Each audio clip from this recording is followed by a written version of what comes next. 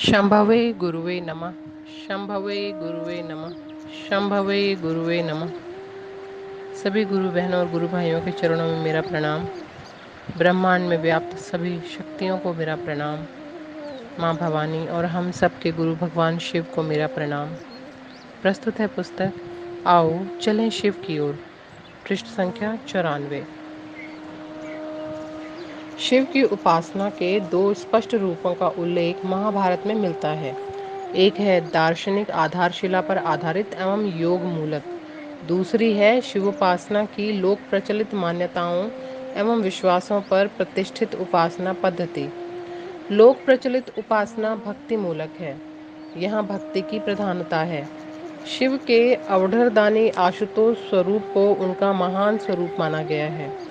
इस स्वरूप में उन्हें प्रसन्न करने के लिए किसी विशिष्ट पद्धति को अपनाने की जरूरत नहीं है।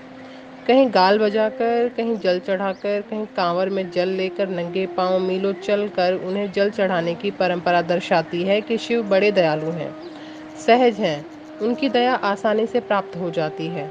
कहावत ही बन गई है, भगवान भगत के वश में। शिव को प्रसन्न करने और उनसे मनोवांछित वर की प्राप्ति के निमित्त किए जाने वाले व्रत, उपवास आदि कर्म कांडीय विधानों के मूल में शिव की आराधना का भाव ही मूलतः निहित है। लोक कथाओं में शिव के विकराल शत्रु विनाशक रौद्र रूप का वर्णन जीवंत है। शिव जादू टोना एवं तंत्र मंत्र के शाबर मंत्रों को बनाने वाले देवता के रूप में भी जनमानस में हैं। शिव को समाज ने अपनी सुविधा और आवश्यकता अनुसार ढाल लिया। हड़प्पा के लोगों ने जैसे उन्हें पशुधनों का रक्षक माना, जिससे वे पशुपति कहलाए, वेदों ने उन्हें रुद्र माना। आगे चलकर शिव को शंकर के रूप में स्थापित किया। ऋग्वेद के रुद्र मध्यम श्रेणी के देवता हैं। उन्हें विनाशकारी, रुलाने वाला और विद्युत के समान प्रचंड अग्नि का प्रतीक माना गया है। वेदों ने उन्हें मृत्यु का देवता माना, जिससे वे मृत्युंजय कहलाए। हमारे समाज की हर क्रिया में वे घुले मिले रहे, तभी तो उन्हें सद्योजात यानी अभी का जन्मा हुआ कहा जाता है। वहीं शिव को अजन्मा और स्वयंभू भी कहा गया है। हम भारतवासी शिव में अपनी अस्मिता, अपना सर्वश्रेष्ठ तलाशने की कोशिश आदिम युग से करते आए हैं। शिव की सहजता और गुह्यता दोनों चरम हैं। भारतीय मनीषा के दो छोर हैं। उत्तर वैदिक युग में रचित यजुर्वेद ने उन्हें शुचिता का उत्कर्ष माना, तो वहीं इस काल में रुद्र समाज से इस तरह घुल मिल गए कि चोरों डकैतों के भी सरदार बन गए। उन्हें संतानोपत्ति, तस्कराना पति, विकृताना पति जैसी उपाधियां दी गईं। अथर्ववेद में उनका सामंजस्य श्वानों यानी कुत्तों के साथ दिखाया गया है। उन्हें शमशानवासी माना गया। प्रकृति के सृष्टा शिव हैं। अनगिनत औषधीय गुणों से युक्त ज्वलनशील, रोग प्रतिरोधक पेड़ पौधे, जड़ी बूटियां भी शिव की सृजनात्मक शक्ति के अंतर्गत हैं। इसलिए शिव को महाभिषेक भी कहा गया है। रुद्र को इसी काल में ऋषभ की उपाधि मिली। कालांतर में माना जा सकता है कि जैन तीर्थंकरों की भारतीय समाज में स्वीकृति हो, ऐसे किसी उद्देश्य से ऋषभ शब्द का व्यापक प्रयोग हुआ। शिव पार्वती वैवाहिक दाम्पत्य जीवन के कालजयी आदर्श हैं। मायके के यज्ञ में पति का अपमान होने से उसी यज्ञ के हवन कुंड में आत्मदाह कर ले, यह कोई और नहीं सती ही कर सकती है। सती के आत्मदाह की सूचना पर शिव का क्रोधोन्मत्त होना और तांडव नृत्य करना शिव पार्वती के दाम्पत्य जीवन का चरम है। यही भारतीय संबंधों की पराकाष्ठा है। विभिन्न कथाओं में पार्वती का शिव से विवाह करने की आकांक्षा और हठ वर्णित है। हम जानते हैं कि पार्वती ने कहा था, बरहूं शंभु नहीं तो रहूं कुंवारी। प्रेम का चरम है इन दोनों का संबंध। शिव को अवंतागी दास भी कहा गया है।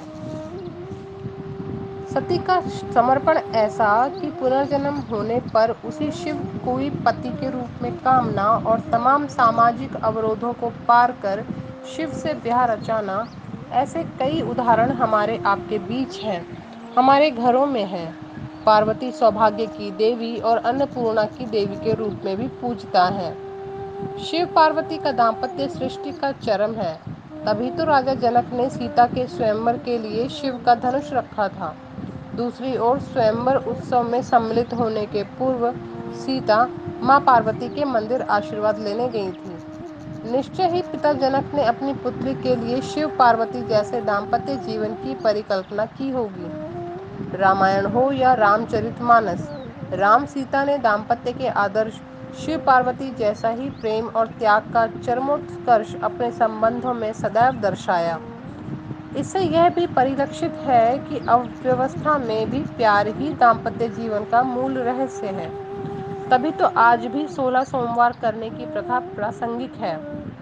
कुंवारी कन्याएं शिव जैसा पति पाने की लालसा में यह व्रत किया करती हैं। शिव पूर्णतः हमारे आपके बीच के देवता युक्त मानव हैं। हमारी लोक परंपराएं और लोकगीत इसके उदाहरण माने जा सकते हैं। आज भी विवाहोत्सव में शिव पार्वती लोकगीतों में रचे बसे हैं। भारतीय संस्कृति के एकमात्र देवता शिव हैं, जिन्हें बाबा कहा गया है। हम भारतीय जानते हैं कि चंदा मामा सबके मामा और शिव घर घर के बाबा। शिव ने सृष्टि की रचना की, जिसका भोग हम सभी करते हैं। हमारी छोटी बड़ी सभी मांगे और आवश्यकताएं उनके द्वारा पूरी की जाती हैं। भगवान शिव सनातन से इसी रूप के प्रतीक के रूप में समाहित हैं। शिव तो शिखर से उतरकर जन सामान्य के हृदय की उद्भावित करते हैं। वे गणाधिपति हैं, उनके गण हैं, यानी वह सभी के साथ चलायमान है। वह दास होने या बनाने में नहीं, अपितु अपने गणों के साथ रमण में विश्वास करते हैं। तभी तो विश्व के सर्वाधिक प्राचीन गणराज्य के हम वाहक हैं। शिव ही हमारी संगति है। शिव के बारे में गणाभरम शब्द आया है, यानी शिव गणों से ही शोभा पाते हैं। गण उनके आभूषण हैं।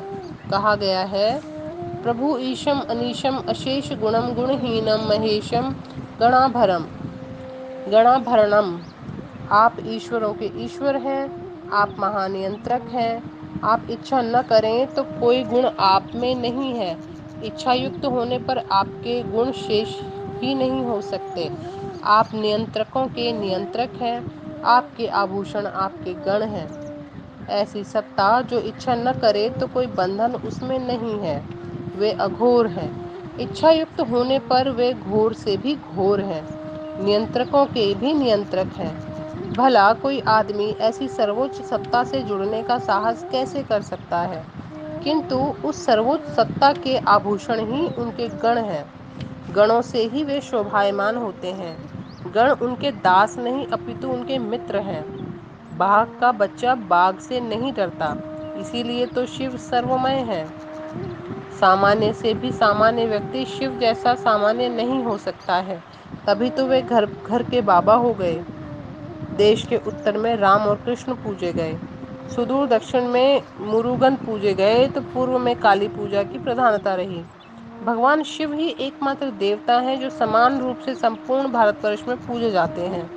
भारतवर्ष के विभिन्न क्षेत्रों में स्थापित 12 ज्योतिर्लिंग इसके प्रमाण हैं। यह भी उल्लेखनीय है कि अधिकांश शिव मंदिरों के नाम उनके भक्तों के नाम पर हैं। अन्य देवी देवताओं के भक्तों के नाम पर मंदिरों की स्थापना का प्रचलन हमारे समाज में नहीं है। आज के लिए इतना ही। आप सभी गुरु बहनों और गुरु भाइयों के चरणों में मेरा प्रणाम। सभी को बहुत बहुत धन्यवाद। सबका बहुत आभार। जागा जागा महादेव और जागा महादेव, जागा जागा महादेव और जागा महादेव। आदि गुरु महादेव, जगत गुरु महादेव। आदि गुरु महादेव, जगत गुरु महादेव। सब देवों के देव मेरे गुरु महादेव। सब देवों के देव मेरे गुरु महादेव। जागा जागा महादेव और जागा महादेव, जागा जागा महादेव और जागा महादेव। शंभवे गुरुवे नमः, शंभवे गुरुवे नमः, शंभवे गुरुवे नमः, शंभवे गुरुवे नमः।